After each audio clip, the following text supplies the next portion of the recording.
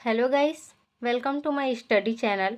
आज हम डिस्कस करेंगे एक न्यू टॉपिक जिसे हम कहते हैं कॉम्पटन इफेक्ट। तो कॉम्पटन इफेक्ट की डिटेल एक्सप्लेन किया जाएगा। यहाँ पे इसका फिजिकल भी देखा जाएगा कि किस प्रकार से इसका एक्सप्लेनेशन कॉम्पटन ने किया था, इसके लिए ब्रैग ने क्या दिया था, वेवलेंथ एनर्जी के बीच में जो रिलेशनशिप होता है वो क्या होता है, क्लासिकल कॉन्सेप्ट, इस सब का डिटेल एक्सप्लेन किया जाएगा। तो अच्छे से समझने के लिए वीडियो के एंड तक बने रहिए। और इसमें आपको एक हैंड रिटन नोट्स पीडीएफ भी शेयर किया जाएगा, जिसके लिए डिस्क्रिप्शन में लिंक डाल दिया गया है, आप लोग चेक ज़रूर करें। ठीक है, लास्ट में मैंने कुछ एक्स्ट्रा टिप्स भी शेयर करूँगी। तो देखिए, सबसे पहले तो हम देखेंगे कि कॉम्पटन इफेक्ट किसे कहते हैं। ठीक है, जब मोनोक्रोमेटिक एक्सरे अर्थात सिंगल वेवलेंथ वाली एक्सरे कम एटॉमिक मास वाले पदार्थ जैसे कि ग्रेफाइट से टकराती हैं, तो बिखरी हुई किरणों में न केवल आपतित किरणों के समान वेवलेंथ वाली किरणें होती है, बल्कि उच्च वेवलेंथ वाली किरणें भी होती है। इस इफेक्ट को कॉम्पटन इफेक्ट कहते हैं और वेवलेंथ के बचाव को कॉम्पटन शिफ्ट कहते हैं। अच्छे से समझिए, जब मोनोक्रोमेटिक एक्सरे अर्थात क्या समझते हैं कि सिंगल वेवलेंथ वाली एक्सरे कम एटॉमिक मास वाले पदार्थ या किसी हल्के तत्व जिसे हम कहते हैं, फॉर एग्जांपल ग्रेफाइट को लेते हैं हम, ग्रेफाइट से टकराती है। जब कोई मोनोक्रोमेटिक एक्सरे किसी कम एटॉमिक मास वाले पदार्थ या हल्के तत्व जैसे कि ग्रेफाइट से टकराती है, तो बिखरी हुई किरणों में न केवल आपतित किरणों के समान वेवलेंथ वाली किरणें होती है, बल्कि उच्च वेवलेंथ वाली किरणें भी होती है। इसी इफेक्ट को हम कहते हैं कॉम्पटन इफेक्ट। इसे हम इस प्रकार भी समझ सकते हैं कि जब हाई एनर्जी लाइट रेस जैसे कि एक्सरे क्या है, हाई एनर्जी लाइट रेस है, और जो ग्रेफाइट है वो क्या है, कम एटॉमिक मास वाली है। ठीक है, तो हाई एनर्जी लाइट रेस जैसे कि एक्सरे किसी इलेक्ट्रॉन से टकराती है, तो टकराने के बाद उसकी वेवलेंथ जो होती है वो बदल जाती है। टकराएगी तो टकराने के बाद उसकी वेवलेंथ अर्थात तरंग दैर्ध्य में परिवर्तन होगा, और इसी परिवर्तन को हम क्या कहते हैं, इसी परिवर्तन से जो इफेक्ट होता है उसी को हम कॉम्पटन इफेक्ट कहते हैं। और वेवलेंथ के बचाव को क्या कहते हैं, कॉम्पटन शिफ्ट कहते हैं। ठीक है, एक्सपेरिमेंट देखिए कि क्या हुआ था। कम एटॉमिक मास वाले तत्व जैसे कि ग्रेफाइट से मोनोक्रोमेटिक एक्सरे टकराती है, तो इसमें जैसे ये ग्रेफाइट से मोनोक्रोमेटिक एक्सरे टकराती है, तब क्या होता है कि उसके वेवलेंथ में वेवलेंथ जो होती हैं उसमें चेंजेस आती है। ठीक है, उसकी बदल जाती है वेवलेंथ। इसी इफेक्ट को हम कॉम्पटन इफेक्ट कहते हैं। इस कॉम्पटन इफेक्ट को अच्छे से समझिए। तो ये तो सिंपल ही जो एक्सप्लेनेशन करने के लिए इसी को बनाया गया था। अभी इसको देखिए कि ब्रैग ने देखा कि कोई वेवलेंथ को हम किससे शो करते हैं, आप शुरू से ही पढ़ते आ रहे होंगे कि लैम्डा से हम शो करते हैं। ब्रैग ने देखा कि कोई वेवलेंथ लैम्डा यदि ग्रेफाइट से टकराता है और टकरा कर बाहर निकलता है, ग्रेफाइट से टकराएगा, टकराने के बाद वो बाहर निकलेगा, तो वही है, ग्रेफाइट से टकराता है और टकरा कर बाहर निकलता है। तो उन्होंने देखा कि कई वेव ऐसे हैं जिनके वेवलेंथ का मान उस आपतित एक्सरे के वेवलेंथ के मान से ज़्यादा है। ठीक है, ज़्यादा है अर्थात किसी वेवलेंथ का मान जितना ज़्यादा होता है और ग्रेफाइट से टकराने के बाद उसका वेवलेंथ और बढ़ जाता है, तो इस इफेक्ट को कॉम्पटन इफेक्ट कहते हैं। किसी भी वेवलेंथ का मान जितना भी होगा और ग्रेफाइट से टकराएगा, टकराने के बाद उसका वेवलेंथ अगर बढ़ गया, ठीक है, बढ़ेगा, तो वही इफेक्ट जो होता है कॉम्पटन इफेक्ट कहलाता है। Graph obtain for different wavelength and their inter. देखिए, ये है एक एक्सपेरिमेंट जिसमें कर्व को समझाया गया है। ठीक है, इसे आप समझ सकते हैं। देखिए, explanation based on classical concept, कि इसमें क्लासिकल कॉन्सेप्ट कितना ज़रूरी है गाइस, मोस्ट इम्पॉर्टेंट है। तो क्लासिकल कॉन्सेप्ट क्या कहता है उसको देखिए। क्लासिकल कॉन्सेप्ट कहता है कि स्कैटर्ड रेस और इंसिडेंट रे के बीच में वेवलेंथ का कोई चेंज नहीं होता है। लेकिन एक्सपेरिमेंट से पता चला कि चेंज तो होता है, ठीक है। इंसिडेंट रे और स्कैटर्ड रे के बीच में वेवलेंथ का कोई चेंज नहीं होता है, ऐसा किसने कहा? क्लासिकल कॉन्सेप्ट में कहा गया था, ठीक है। एक्सपेरिमेंट जब किया गया तो उससे पता चला कि ये चेंज होता है, तो क्लासिकल कॉन्सेप्ट क्या होगा? फेल हो जाएगा, फेल हो गया। तो देखिए इसमें क्या कहता है कि पुराने क्लासिकल थ्योरी को अगर हम देखते हैं तो उसमें स्कैटर्ड रे और इंसिडेंट रे की वेवलेंथ सेम रहना चाहिए, ठीक है। कोई चेंज नहीं होगा बताया है इसमें, तो क्या होगा? सेम होगा, यानी कि लाइट टकराने के बाद भी वेवलेंथ चेंज नहीं होगी। उसमें क्या हो रहा था कि बढ़ जा रहा था, ठीक है। कोई भी वेवलेंथ का मान जितना भी था, ग्रेफाइट से टकराने के बाद वेवलेंथ बढ़ रहा था, जिसे हम कॉम्पटन शिफ्ट कहते हैं। तो इस क्लासिकल कॉन्सेप्ट में क्या होगा? टकराने के बाद भी उतना ही रहेगा, वेवलेंथ बढ़ेगा नहीं। अर्थात स्कैटर्ड रे और इंसिडेंट रे के बीच में कोई भी वेवलेंथ का चेंज नहीं होगा, सेम रहेगा, ठीक है।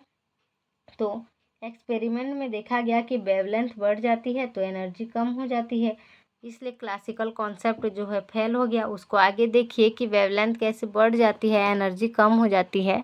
मैंने कहने को तो कह दिया, ये यहाँ पे उसका डिटेल है, ठीक है।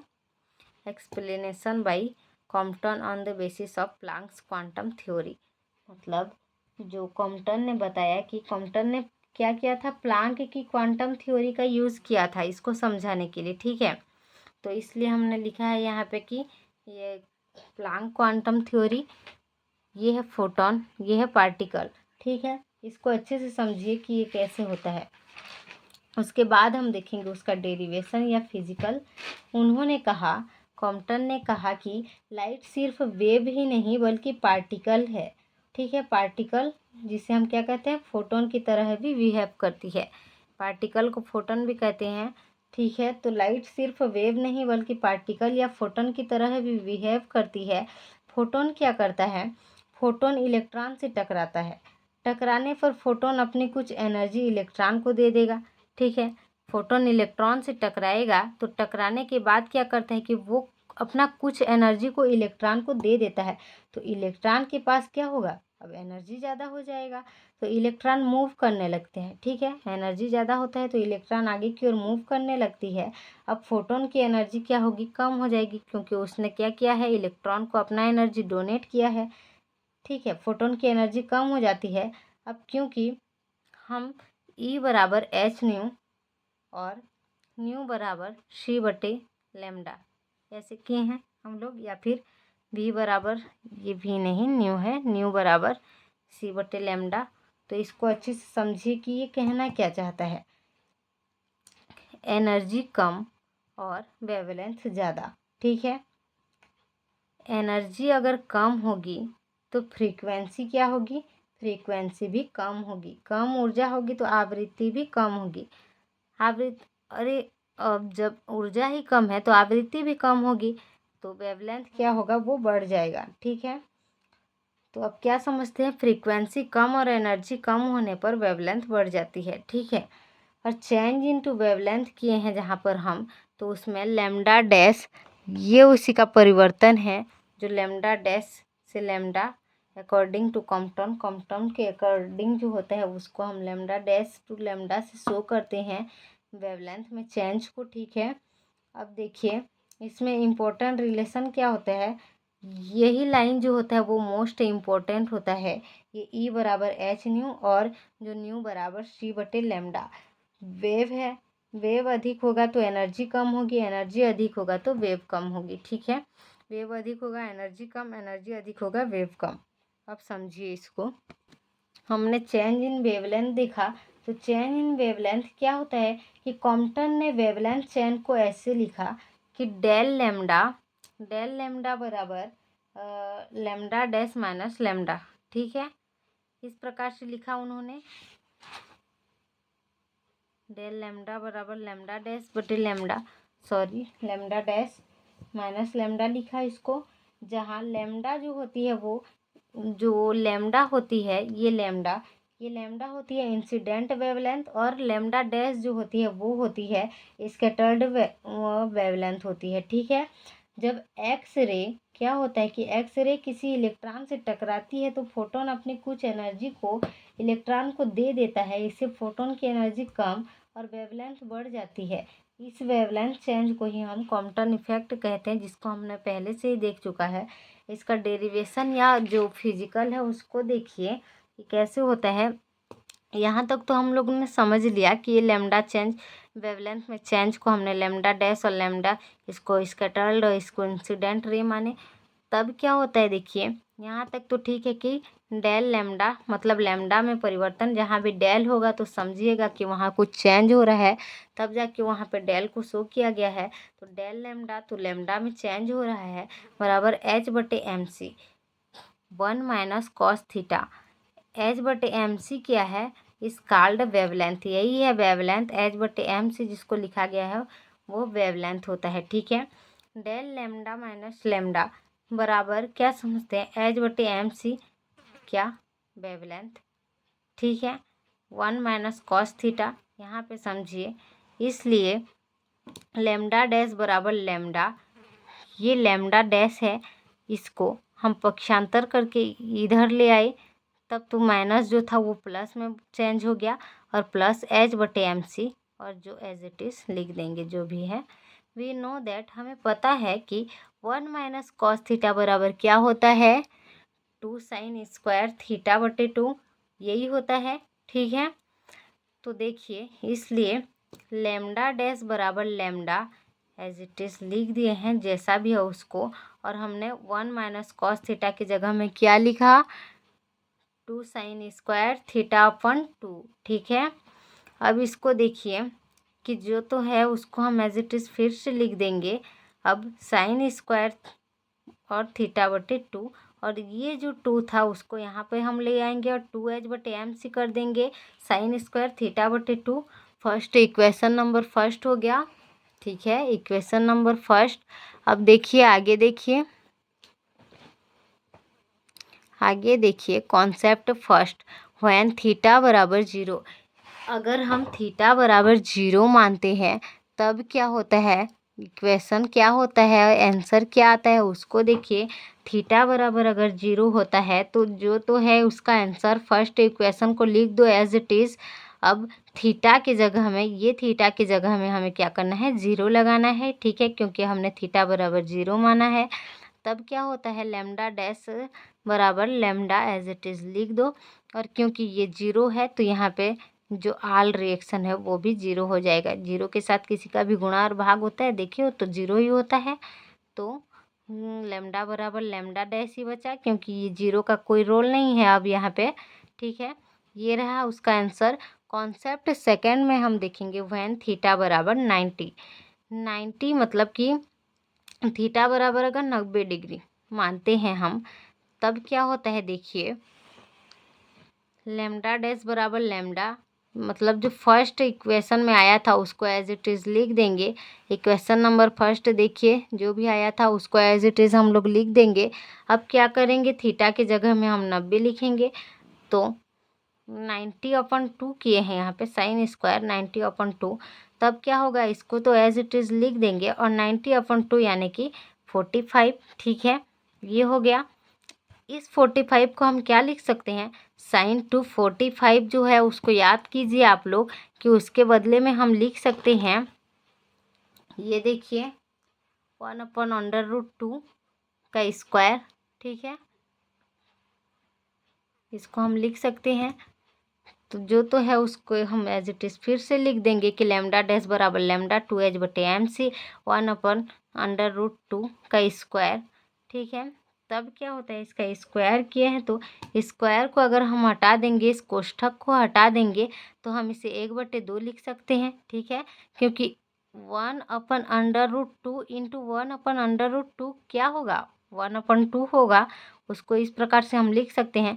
अब जो कट रहा है उसको काट दो, 2 और 2 कट जाएंगे, और जो बच रहा है उसको एज इट इज़ लिख दीजिए, ठीक है, यही है।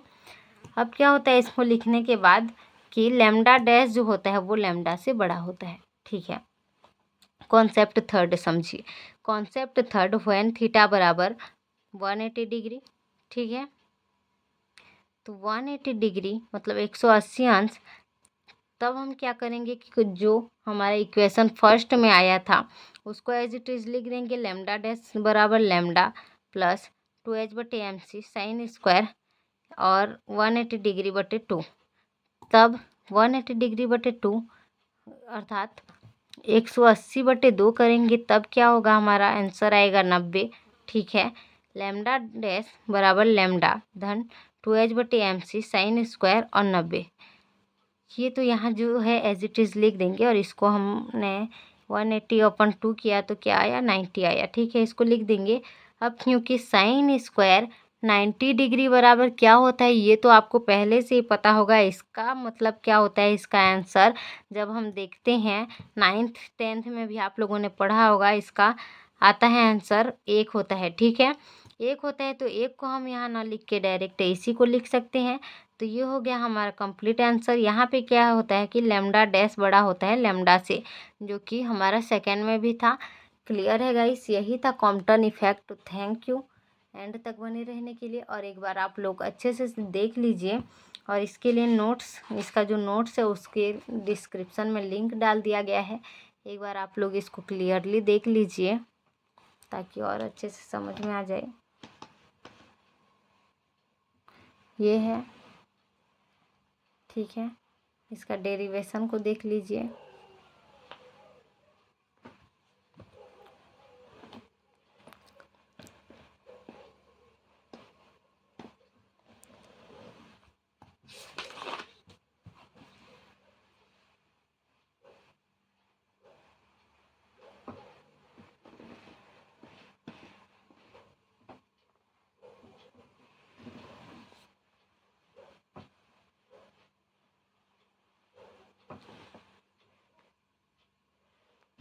ये देखिए हम लोगों ने एक क्वेश्चन का सॉल्व किया था। ठीक है, तो ये आया था उसका आंसर।